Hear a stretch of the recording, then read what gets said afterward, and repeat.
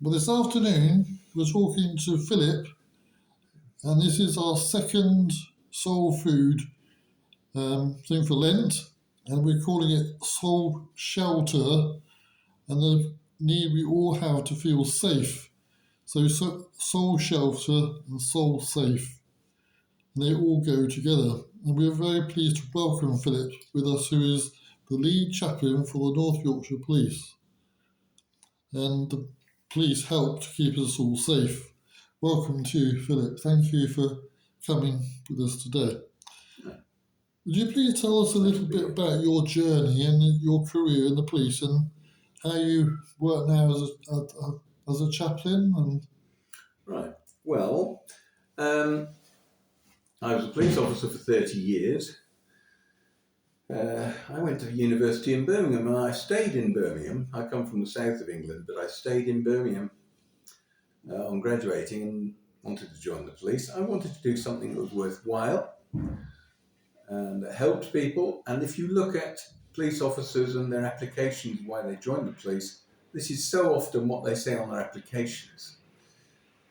I stayed in Birmingham, and that's covered by what's called the West Midlands Police, which is a large metropolitan police force, one of the largest police forces. London Metropolitan, West Midlands. West Yorkshire is another large force. North Yorkshire is the largest territorial area of any police force in England. And that means the police officers are spread thin. It's predominantly rural, but it does have some big towns and all the problems that go with that, like York and Harrogate, those sort of things. I moved from West Midlands Police to move to South Yorkshire Police. I got promoted to South Yorkshire Police, and I worked there for half my career. At the end of my career, I had a national job, and I was responsible for police training, recruit training, where people join the police. And,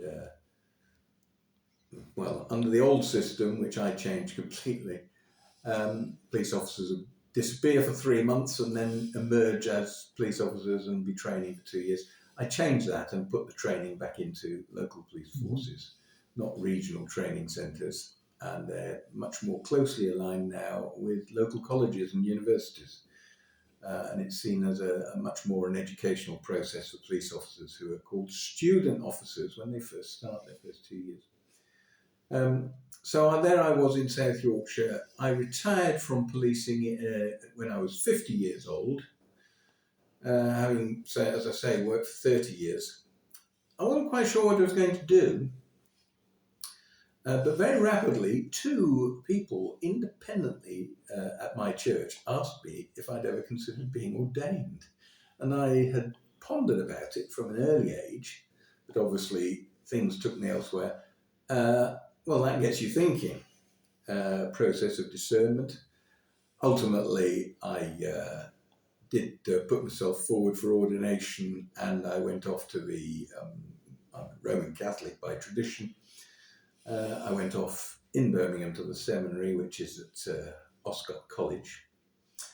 And it was a part-time programme specially designed for people who are working. And over 4 years, we studied. I really enjoyed it. I threw myself into my studies and learned a lot. And people used to ask me, what are you learning at the seminary? And I would say, I'm learning what it is to be a Christian. I think it was a tremendous privilege. And now I never hesitate when I have the opportunity to teach people about what I was taught about the Bible and about our beliefs in Christianity. I take that opportunity whenever I can because it's very rich, and sometimes people who've been away for several years studying tend to think everybody's had that opportunity, and they haven't. And a lot of things that we can learn about our faith. I found it really fascinating. Now, my journey towards chaplaincy with the police was, I had no contacts really with the police for something like 10 years after I retired. What happened was I moved to Knaresborough for family reasons, and our son, who works for North Yorkshire Police, asked me if I'd think about being a chaplain, and I thought about it. And, well, as a result of that, I put my name forward. I find myself a chaplain and the lead chaplain. It's a voluntary role. I don't get paid for it. There's no strict hours or any sort of requirement to be there at given times. I do quite a lot. What I discovered was there's a lot of ministry inside the police chaplaincy. Why would that be? Well, I'm going on and on. Have you got any other questions? No. You're happy for me to continue. Yeah. What are the issues that face the police? Now, the issue here, one of the main issues is that the police are working very hard. Of course, everybody works very hard. What's special about the police is they are every day dealing with different incidents. They really don't know what they're going to come across next. That can become very stressful. The reason it can be very stressful for police officers is it can be very challenging emotionally, not necessarily traumatic. Sometimes it is. Sometimes you come across horrible, violent things and sometimes some horrible people. But you have to remember, why are the police there? They are there to protect the vast majority of people are obviously decent, law-abiding people. But you can, over time in the police, be continually faced with some very difficult situations that might be ethically difficult. They can also be frightening. And that's a thing that the police need to recognise, and sometimes the police officers themselves forget this, that it can be frightening being in the police. And sometimes, particularly in a force like North Yorkshire, you are on your own. You might be the only officer in a very large area. And if you need to call for help, of course officers will come to the assistance of their colleagues as quickly as they can, but sometimes it can take a long time. That requires quite a bit of nous, if you like, on how to deal with awkward situations when you're isolated. So obviously they will look out for each other. But things can happen. Police officers, for example, can be assaulted in the course of their duty. The rate of assaults on police officers is very high. I think there's something like, in the whole country, every day, I think about 30 officers are assaulted. Obviously, sometimes these are very serious assaults. But the police tend to focus on the victims that they're helping all the time. And there's an issue for the police in that they can forget that they are victims as well. So one of the things that's happening in the police service across England and Wales now, but particularly in North Yorkshire, which I know about, if a police officer is assaulted, it's taken very seriously as the police officer being the victim. The danger is they'll go to the incident, come back bruised and battered, which is a traumatizing experience, and then they move on to the next job, their colleagues move on to the next task, and they forget they're a victim and they've been affected by it. And we need to remind people that they are victims as well. So in North Yorkshire Police in particular, as I say, that I know about, the focus is on the officer being a victim.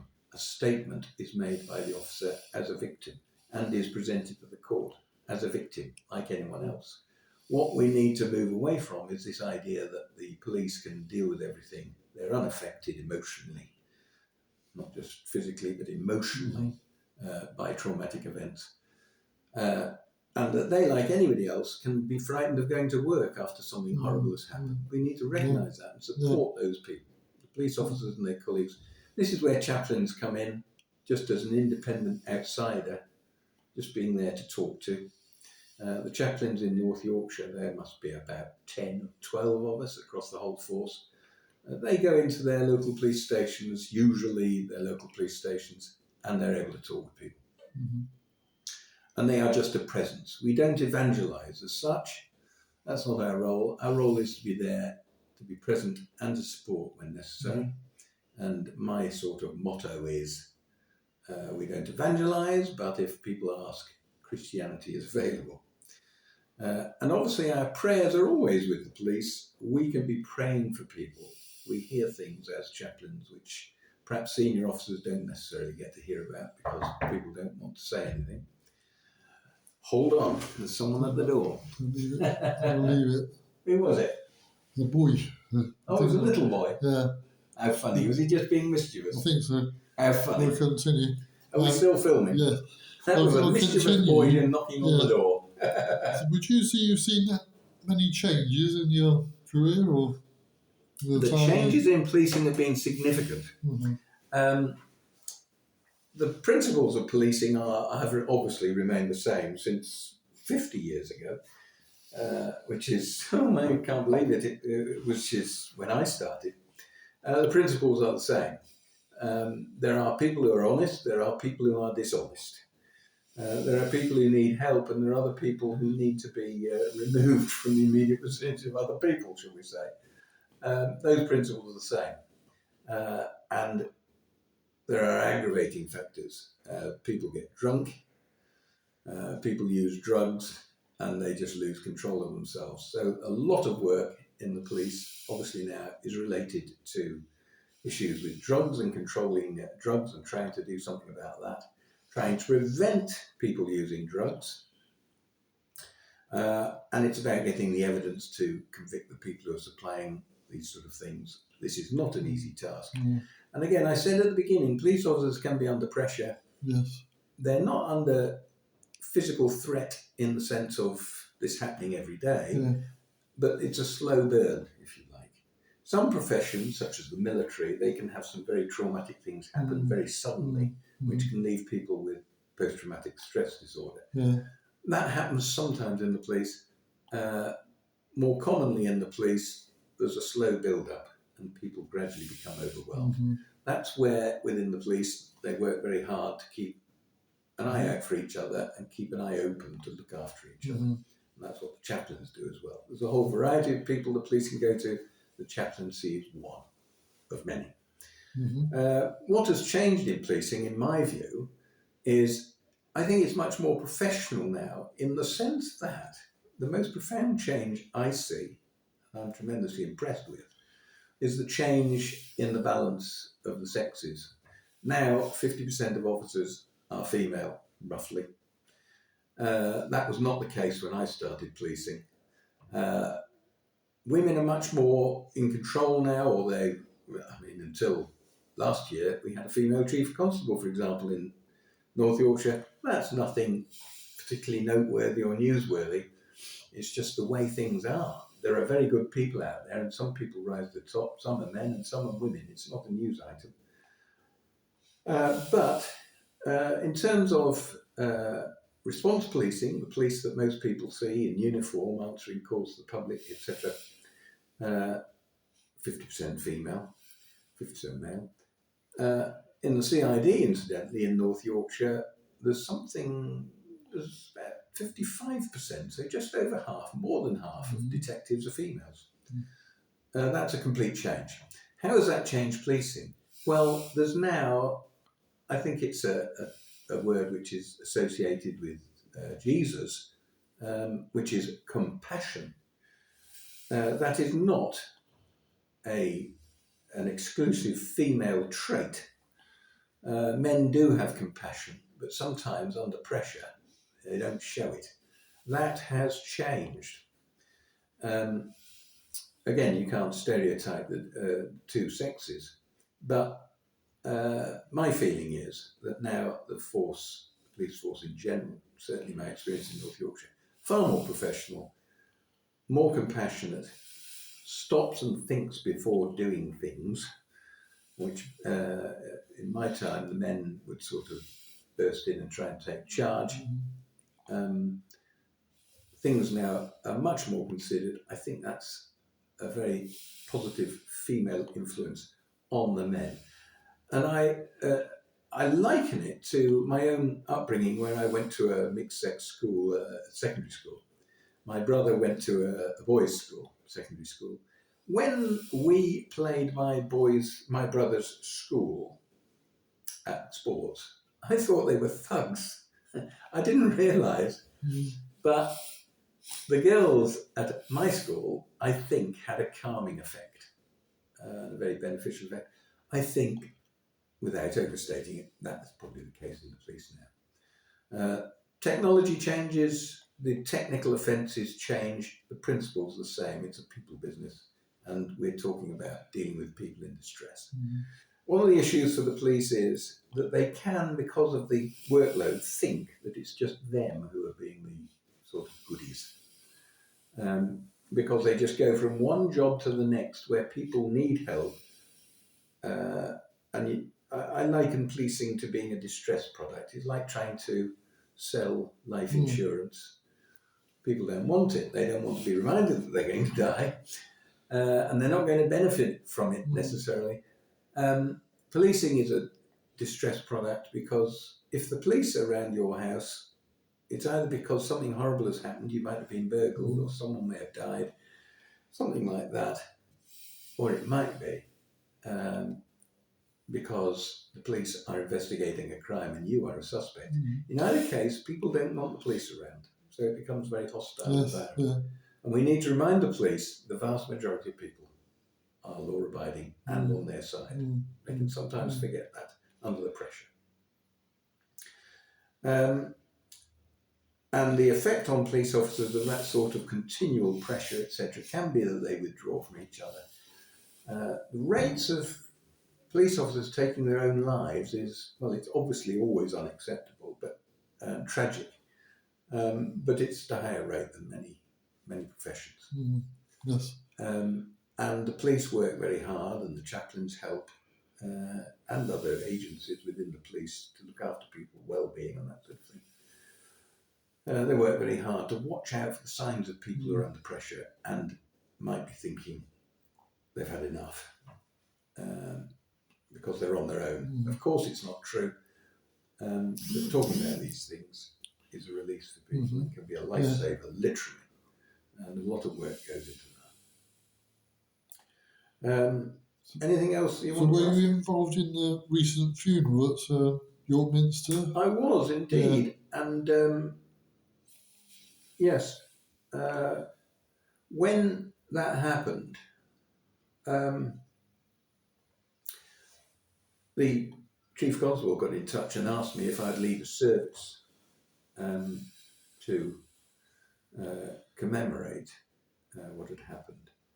And on the Monday after the tragic incident, and 2 people died, one obviously an off-duty police officer, we had a memorial service at police headquarters, and it was very emotional for people.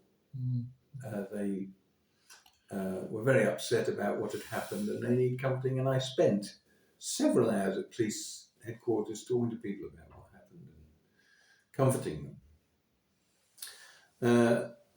The police service itself really stepped up, helped the police officer's family, and her son had been badly injured, and obviously her husband was left in a terrible state. There was a lot of liaison from within the police to help in that situation. At the funeral, again, you would probably saw the pictures on TV.